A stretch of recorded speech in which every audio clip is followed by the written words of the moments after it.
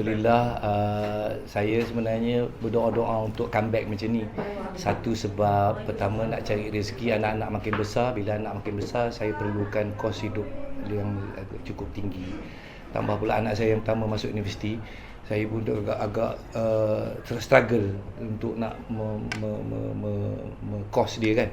Tapi Alhamdulillah, bab kata Ustazah tadi, bila kita selalu doa, bila kita kedekatkan diri dengan Allah ni, kita baca Quran, faham Allah sebut wasta'inu bis-sabri was-salah, minta dengan aku dengan sabar dan solat. So bila dalam solat tu kita tak payah cakap Arab pun, Allahu akbar, cakap ya Allah, aku ni anak aku nak sekolah, mencari duit, cari rezeki.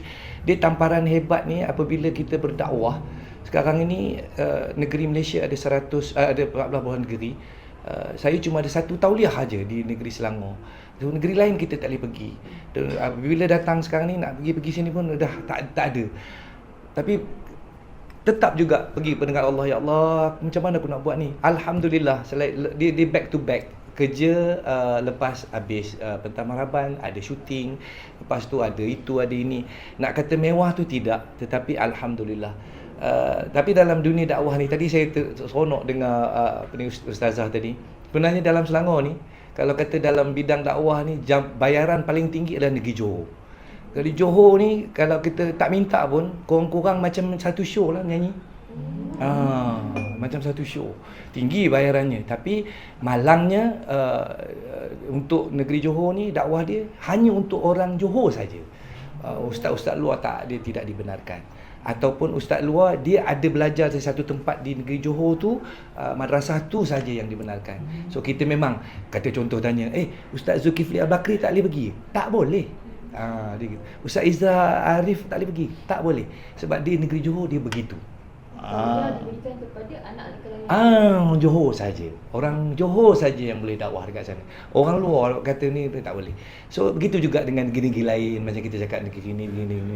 Tetapi alhamdulillah lah, kita nak berdakwah. So kita bukan nak cari rezeki. Rezeki tu datang kemudian.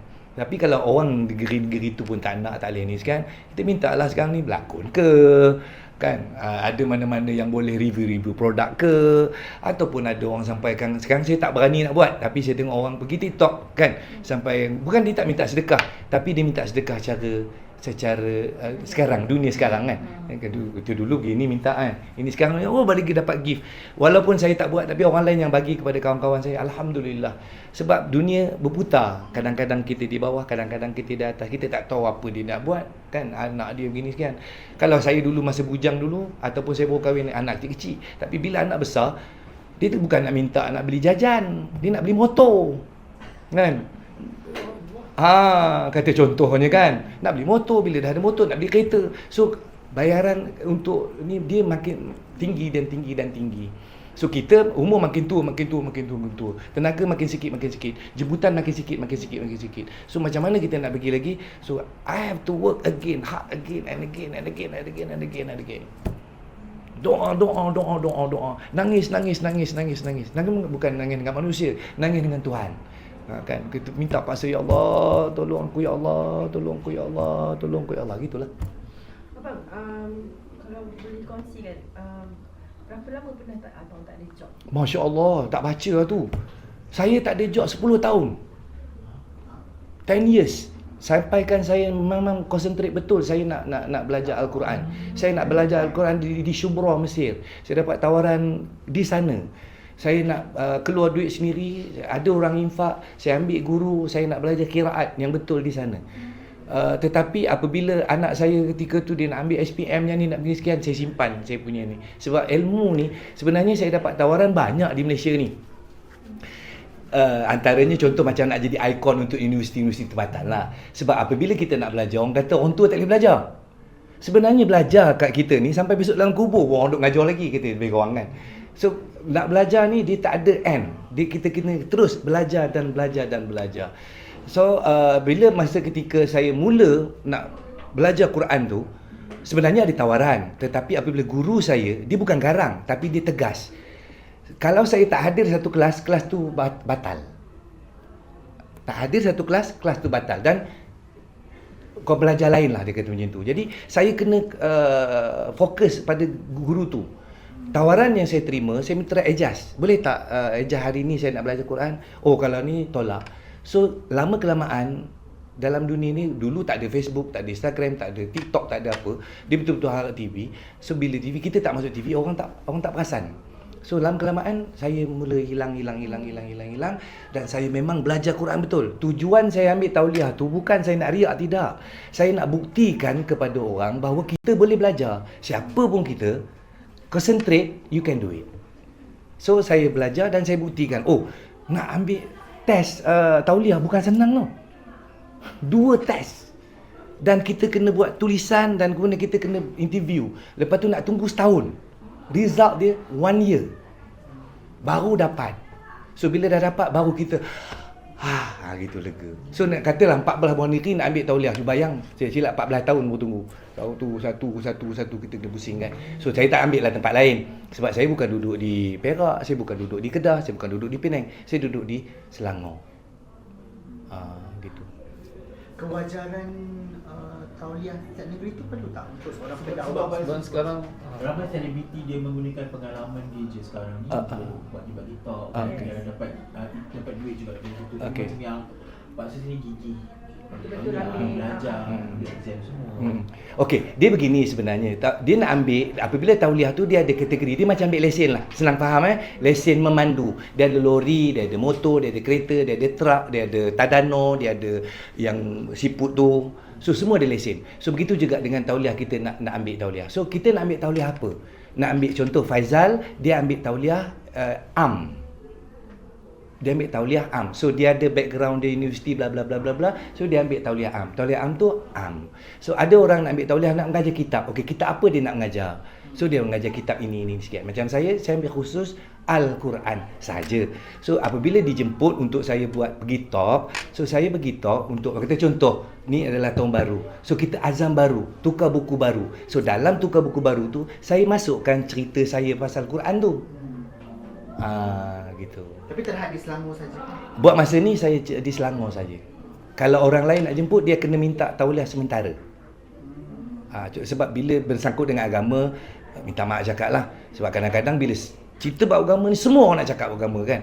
So bila nak cakap agama, dia cakap dengan benda-benda yang silap. Sebab kita atas on track. Kalau kita silap cakap, nanti kita sesat. bila ada pula yang kata macam tauliah ni macam menyusahkan segelintir orang. Dia nampak dah macam menyusahkan, tetapi sebenarnya kita tauliah tu dia nak tahu sebab apa capability orang tu untuk bercakap dalam bidang dia. Kalau dipanggil, saya kata contoh macam saya bagi talk untuk motivate Quran. Spesifik Quran. Dalam katalah contoh, kalau kata apa pusing-pusing ubat hati kita ni, kita tak tenang ni, ada 5 benda. Dia kata contoh. Pertama, kena baca Quran. Kedua, gini. Ketiga, gini. Apa cerita pun saya kena Quran juga. So saya punya cerita bukan spesifik, tapi kebanyakannya mesti ada dalam tu adalah Al-Quran sebab bidang saya. Maksud macam pernah mula nak seni, sekarang mula pendakwah kan. Kita berbalik pada soalan tadi, macam mana rasanya bayaran dia tu dan nak seni ke ataupun pendakwah lagi macam? Kalau nak fikirkan orang kata duit banyak, dah tentulah dalam dunia seni. Tapi kalau duit lagi banyak, tentu ahli politik, businessman lagi besar. Tetapi apabila dalam bidang dakwah macam Ustazah cakap tadi, mula-mula tu saya minta. Sebab kadang-kadang orang kita, tolong letak kat situ. Orang kita ni dia macam tak faham. Dia ingat aku ni makan pasir. Kan? Oh, kita tak perlu apa. Bila kita tak letak harga, kadang-kadang dia entah bukannya duit dia pun. Duit jemaah ke, duit masjid ke apa ke, bagilah. Kita pun pakai macam saya duit minyak kereta, duit ini. Sampai kan ketika bila berdakwah ni, kita ni pendakwah ni terpaksa buat sesuatu. Contoh, saya meniaga keripik. Jual keripik. Di Majlis Lemo tu, kita buat jual keripik untuk apa? Buatnya dia bagi RM50. Pernah tau. Bukan kata kita ni pernah. Dia salam keruk, kita pun ambil adik tengok-tengok, RM50. Kalau ikut cerita ni memang duit minyak, duit penat pun tak lepas. Ada PA, saya ada PA. Bukan apa, PA tu kadang-kadang kita bawa kereta, kita dah ngantuk, tolong bawa aku pula tidur. Kan? Berapa nak bagi kat dia? Kalau dapat RM50 nak bagi kat dia berapa duit? So kadang-kadang inverted comma dia tak faham. bila kita buat kerja Tuhan ni, orang kata pasal macam Ustazah cakap dia lapik. Aku tak lapik dah. Kan, kalau nak bayar, kadang-kadang kita ada satu amount. Contoh kalau ada ni, bayarlah ni, okeylah. Tapi kalau dia tak ada, kita tanya berapa nak bagi. Gitu.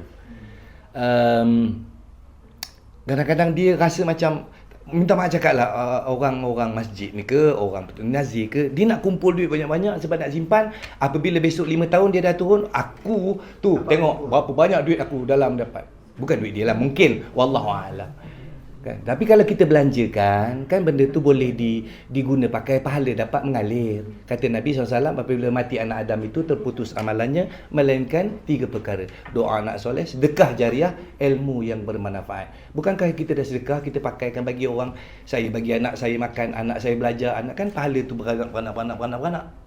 Kan? Saya ada isteri saya beli makeup balik, tengok balik, penat-penat, lepas tu dapat anak baby baru. Kan ada lagi zuriat. Kelakor. Abang macam abang tadi cakap industri lagi masuk instead of laku. Ya. Tapi lain pula dengan ceritanya macam baru-baru ni Adam Corey cakap dia buat kerja dakwah lagi dapat banyak. Okey, dia berbeza sebab macam dia adalah mu'alaf. Dia ada ikon itu, dia ada ini, dia berbeza. Dan dia memang kalau kadang-kadang minta maaf cakap bayaran ini dia tak buat. Kalau contoh bayaran, saya kadang-kadang saya balik kepada ini, kita minta kat Tuhan. Kadang-kadang 200 pun bagi, saya pergi je. Dah kebetulan kan kita tengok tak ada apa. Tanya rumah saya, ada tak ada apa.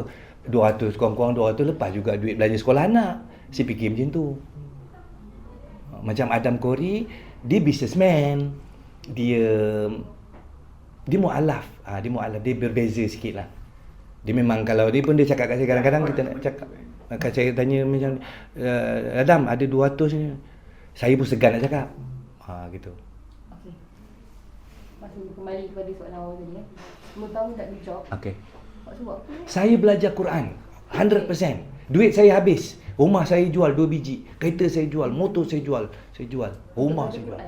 Untuk saya, sebab saya, kita ada overhead kan, contoh 5,000 sebulan. Sampai habis 10 tahun. Habis. Duit simpan saya habis. Saya ada nak kata banyak, tak ada. ASB saya 300,000 habis. Rumah saya 2 biji. Saya ada satu kondo dekat Bandar Seri Permaisuri, saya jual. Saya ada rumah satu dekat saya bukan bermewah, tapi kita dah duduk. Saya pindah di Bandar Baru Bangi. So kita 5,000 sebulan. So setahun dah 60,000. Lepas baca Quran, ada keajaiban yang muncul tak? Gosh. Keajaiban ni di Quran ni, dia Allah sebut innamal mu'minuna allazina idza zukirallahu wajilat qulubuhum. Apabila hati orang beriman itu dibacakan ayat-ayat Quran, bergetar hati dia. Innamal mu'minuna idza zukirallahu wajilat qulubuhum, qalbu. Apabila kita dekat Al-Quran ni, dia sebenarnya manusia ni. Saya pun dulu manusia juga, sekarang pun manusia. Tapi kita dulu, apabila kita sedih, kita cerita dengan orang. A shoulder to cry on kita ialah manusia. Sebenarnya Allah tunggu dia buat tu untuk dia. Kita cerita dengan dia. Everything. Nak apa pun cerita dengan Tuhan. Cakap Melayu je. Duduk dekat tikas sembahyang tu. Ya Allah, apa ni, aku ni buat ni tadi, semalam begini, gini. Sebenarnya macam mana? Dia akan jawab dari segi gerak hati kita, ataupun kadang-kadang tiba-tiba ada je dia bagi laluan. Macam juga saya buat haji 2012. Saya bayar package tau. Saya jual kereta, saya pergi haji package dengan tabung haji travel. Bayang artis pergi, kena ambil gambar. Sedih tau, penat. Kita nak bersembahyang Allah, tiba-tiba orang datang tengok, Samsul. Mana? It's not funny, it's true. Depan kita, Allahu Akbar, kita ni sekian, dengan hati kita ni sekian, tiba-tiba orang lalu, Samsul lah. Sedih. Aku bayar, ya Allah. Aku datang, aku nak haji mabrur. Aku manusia, aku nak syurga. Tahu Allah bagi jawapan apa? Samsul, orang nak dapat pahala kena bersedekah, kena buat itu, kena buat ini untuk dapat pahala. Engkau senang aja. Panggil orang ambil gambar, kau dapat pahala. Kau tak suka? Dia datang lintasan tau. Dia datang lintasan gitu. So, Dia kadang-kadang benda tu kita kena selalu orang panggil duduk, berfikir, bercakap dengan Tuhan, Tuhan akan bagi jawapan. Wallahualam. Okay. Alright. Okay? Okay, thank you Pak. Baik, thank you. Assalamualaikum warahmatullahi wabarakatuh.